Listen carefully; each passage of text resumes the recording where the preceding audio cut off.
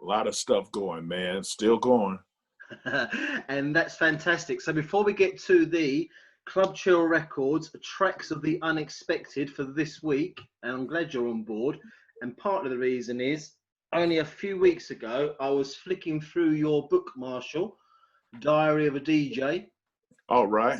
And I was reminding myself of some of the references in here about your growing up, you know, seeing the Beatles, but your love of, you know, Led Zeppelin, your love of Elton John, your love of the Monkees, right? There's a good story in there about the Monkees, right? Yes. And it's all in there, you know. So people get hold of a copy. Marshall Jefferson, Diary of a DJ. That's your summer read. That is your poolside read. Yeah. Some of my friends are also starting to read, get around to reading the book and getting upset about some of the things I said about them. Oh dear. It's hey, look, it shouldn't be. There's loads of good stuff in there, but that's out available. It's been updated recently, so the new updated version comes out in the next few weeks. But it is, you know, you can get it on Kindle, you can get it on paperback, and check out Amazon. But it's a really good read. Danny Ramplin read it recently, gave it a lot of love, you know. So I only hear good things about it. So reps to Danny Ramplin. So tracks of the unexpected, Marshall. But before we do that, whilst we've got you here, did your copy arrive yet in the post? Yes, it did. Vibe Free, Marshall Jefferson. I haven't taken it out of the box yet because I'm about to go back to the States. So I want to keep it, you know, covered up as much as possible. I'll send you another one to the States, Marshall. If you want to look at it, look, okay, so it's a thing of beauty. Look at that. Vibe Free, Marshall Jefferson. And on the flip side, Human Condition, Jungle Ones with the good man, Harry Dennis. Marshall Jefferson, Harry Dennis. Can you get any higher? I don't know, right? That is out in the Club Chill Records. The digital comes out in about 2 or 3 weeks. But I'll send you another copy to the States, Marshall. So if you want to have a look at it, it's up to you, man. It's good. All right. But this means a lot to us, and that is just good. And it got me thinking, it's probably been something like 35 years or so since you had your first bit of vinyl out, which would have been, what, Ride the Rhythm? Or all that no, actually, my first bit of vinyl would have been early 1985. That would have been Virgo Go Wild rhythm tracks. Yeah, okay. Wow. That was my first bit of vinyl. Right, and just out of interest, do you recall what it was like when you first got that record in your hand? Your first bit of record, your first bit of vinyl? No. But it would have been important, wouldn't it? Because you came up with that world, you know? In my twisted way of thinking, it was inevitable that it was coming out. So that was just the first one. Yeah, okay. So I knew there was much more to come. So that very first one, I didn't think too much of, because it was, you know, I was already moving on to the next thing. Yeah. Which eventually would bring, you know, move your body around, you know. But like I had to, after that I've Lost Control, and I had the Virgo EP and 7 Ways to Jack and stuff like that, you know. So I knew more stuff was coming. Yeah, wonderful. And obviously the Jungle Ones, and the first Jungle Ones material would have been 86, wouldn't it? I think, top of my head. So it's 35. It's a long time. You've been in the game a long time, Marshall, and there's still lots more to come. New stuff with 10 City coming out. Yes. Yeah, you excited about that? Yes. Excited to work with Byron again. It's some really good stuff. Yeah, very excited to be working with Byron again. Yeah. I so you kind of hooked me up a couple of weeks ago, and I spoke to him. He's just a lovely fella, isn't he? You know, and he's just a lovely fella. So I think there's a lot of people who are going to be really looking forward to that 10 City stuff. And I know you've got other stuff you've been doing with CC, and there's other things. I think there's some stuff with Paris you've been doing. Yeah, matter of fact, work with CC in Paris on the 10 City album. It's all on the 10 City album, is it?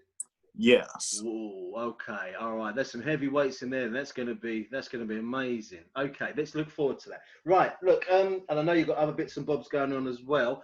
Good to have you here. We've had Dave Pearce recently, we've had Judge Jules recently, we've had John Marsh recently. We've got some good guys coming through, and we've got you now. So, tracks of the unexpected, Marshall. What's your first track that we would not expect you to have in your record collection, and why? What does it mean to you? What have you got? The first track that you would not expect me to have in my record collection. Oh, well, I would have to say it would be the first album I bought, Okay. which would be Led Zeppelin 2. Okay.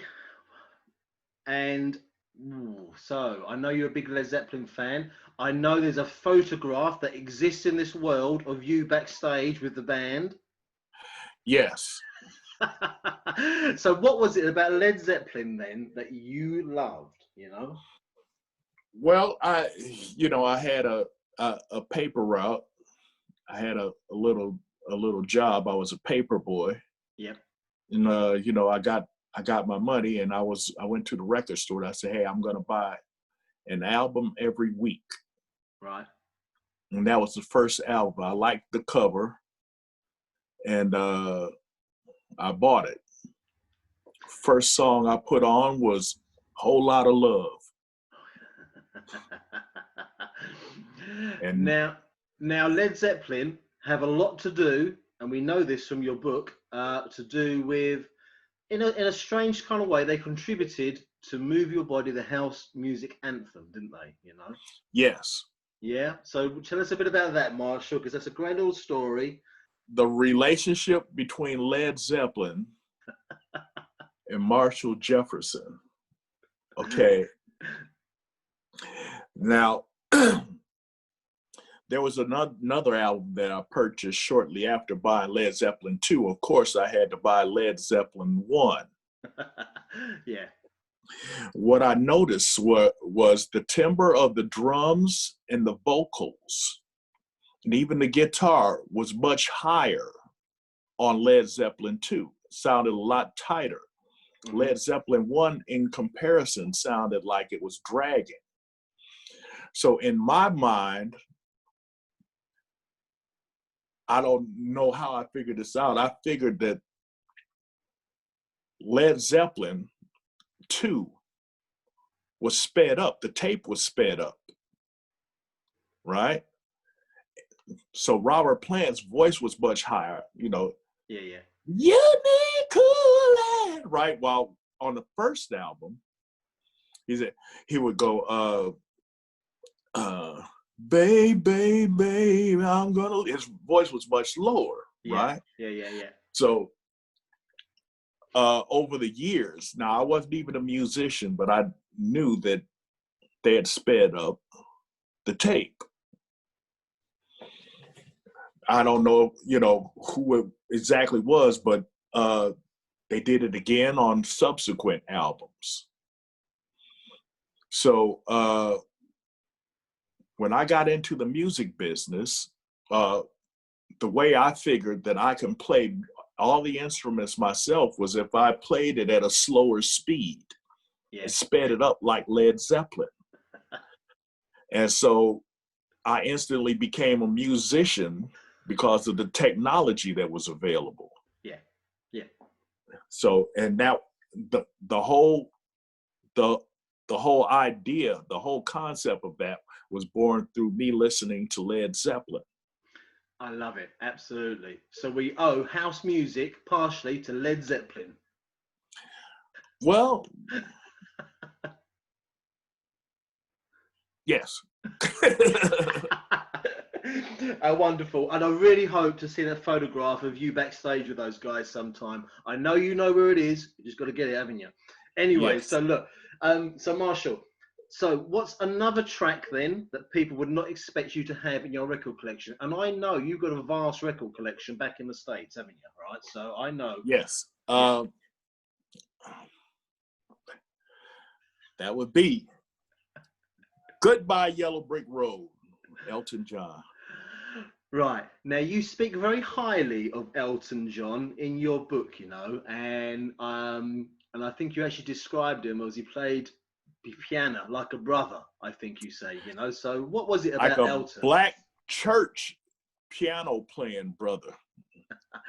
Right, okay. He So had so much soul in the 70s.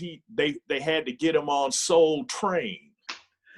true, absolutely, yeah. So he was one of the yeah, absolutely. Do you recall seeing that? Because you have a connection Yes, to I Soul did Train see as that. well. Huh?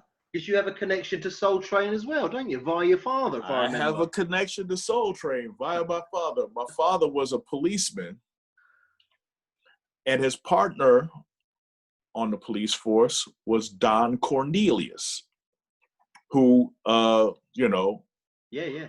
who did Soul Train. He was the man at Soul Train. It was his concept, and he was the host. And yeah, Well, he had a pretty good career off the back of the police force thing coming into that, you know. That was he a did. big thing. So look, Elton John then, right? So when you're listening to Elton, was it just you listening to this kind of, you know, music, white music from London or whereabouts, you know? Well, I had different friends throughout the years who would listen to rock music with me. You know, different friends. In high school, I had a group of friends led by my friend Leroy Fennell, who would set me up to get robbed all the time in high school. You know, Yes.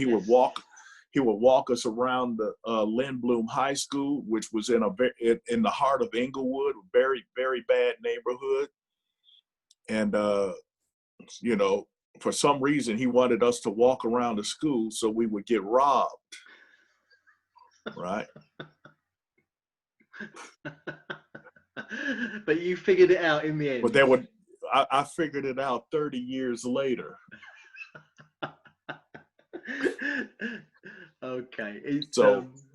Yeah. But yes, but I think And moving on from there, you know, uh, you know, I got with some cooler friends led by my friend, well, he's still my friend to this day, Bernard Househead Howard and the Sleazy D.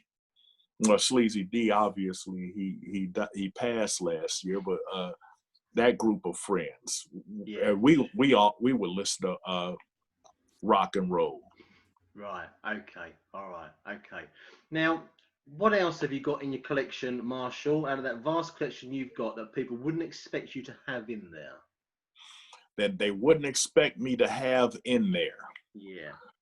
Ooh, okay. I'm trying to get off up.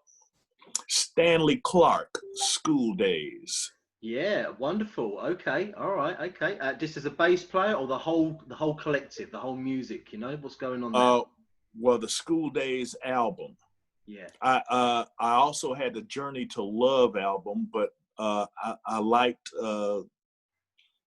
the School Days album a lot more. Okay. I thought it was much more musical. Yeah. Yeah. And less sort of jazz fusion-y, you mean? Some of it can get a bit wild, you Yeah, know. Yeah. Yeah. It's okay. All right. And so look, he had a song on there called "Life Is Just a Game," and he had Billy Cobham on there, yeah. and some really highly regarded musicians, and it was just sick. I also had George Duke on it, I believe, Yeah. but it Yeah. was sick, man. It was it was a nice song on there. Yeah, I'm familiar with it because obviously the Billy Cobham thing, having been interested in drummer, it's just out of this world. So Yeah. a teenage Marshall bopping around Chicago. Where did you go and get your records? Where's the go-to place, or were there various places? You know? Well, there were various places that I would get music. I mean, all over. I mean, all over Chicago, various places. But the dance music I would get from Loop Records, which had Jesse Jones, who later became Master C and J, and also he produced Liz Torres. Yes. And Jesse was the buyer in Loop Records. Also, Carl Bias was there at Loop Records. He was Master C. Right. Jesse was J. Yeah. So that, you know, it's Master C and J. That was Jesse and Carl. and Carl, he's still a really good friend of mine. I haven't kept in touch with Jesse that much, but Carl was a really good friend of mine, and Carl also made really good music. Yeah, yeah, okay. And also imports, etc. Yeah, Now, okay. on the north side, they had gramophone phone, but I never went there, I believe. Right, okay, all right, okay. So you was working, you was one of these guys, you were out there working, you're collecting your money, and buying records was important to you, yeah? Like every other teenage kid growing up in the 70s, yeah? Well, yes, I would, but I didn't buy the dance music until the 80s. Yeah, yeah. I bought some soul, like Curtis Mayfield, Isaac Hayes, Earth, Wind and Fire, Commodore, stuff like that. Also Isley Brothers, but mostly my collection was overwhelmingly rock and roll. So Marshall, so being curious then, I mean, you mentioned Curtis. He was obviously a Chicago guy anyway, so there must have been a lot of Curtis love for him in McLean. Chicago, right? But what Yes. about the whole killing off disco thing? Yeah, because you was living in Chicago at the time. I mean, was you a disco man, or was you one of those guys down there ready to blow up those records? Uh, uh, I I couldn't get into a lot of the disco. Like some of the funkier disco I could get into, but like stuff like ABBA and Village People, I couldn't do it. I just couldn't. I could not do it. Like stuff like Disco Duck and that kind of stuff. That messed it up for me, man. Now, like you get into First Choice and Lolita Holloway, then I'm all on board. But that other disco, the goofy stuff, Yeah, yeah, couldn't yeah, do it.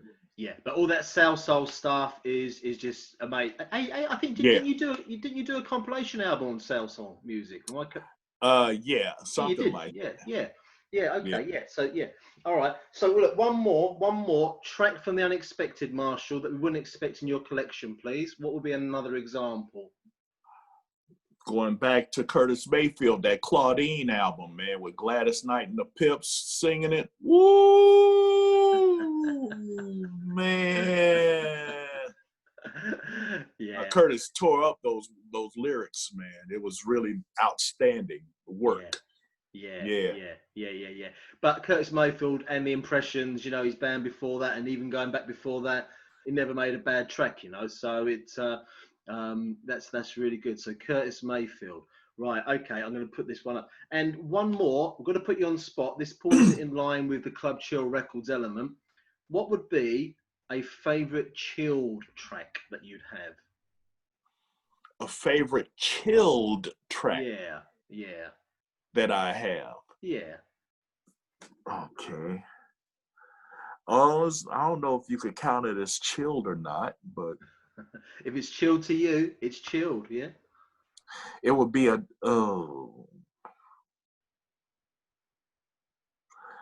oh man, it would be this Jungle Ones track called Deliverance that I did with Zeki Lynn. Yeah. Okay. That would that would that would be one of my favorite chill tracks. Okay. I've got that. I'm going to play that tomorrow. It's that album Deliverance is available on Open House Recordings, digital at the moment. Yes. Yeah. With the view of potentially getting it out again. It's a triple album, or adding other tracks to it to make like a triple album. That's floating Yes. around. Yeah, that's floating around. Uh, I'm certainly open to it. We had one offer that I didn't like. We got another offer that I'm looking into. Yeah. So you never know. Yeah, yeah, and I'm speaking to that guy tomorrow. I told you about that, Marshall. So you know what I mean. But the point is, there's a lot of Jungle One's music still to hit people, But the Yes. Deliverance album is available, but there's a lot more stuff you've got going on. And just lastly, don't forget the vinyl, people, out now. Human Condition Jungle Ones, and Vibe Yeah. 3 Marshall Jefferson. Marshall, I think you deserve a glass of water. Thanks very much. Right, okay. Enjoy the rest of the sunshine. Thanks for being part of this Trek to the Unexpected, and I'll speak to you very soon, all right, in one way or another. All right? All right. Take it easy, Ian. Thank you Yeah. so much. No, thank you, Marshall. Take care, man. See you later. Bye. All right. Bye. Bye.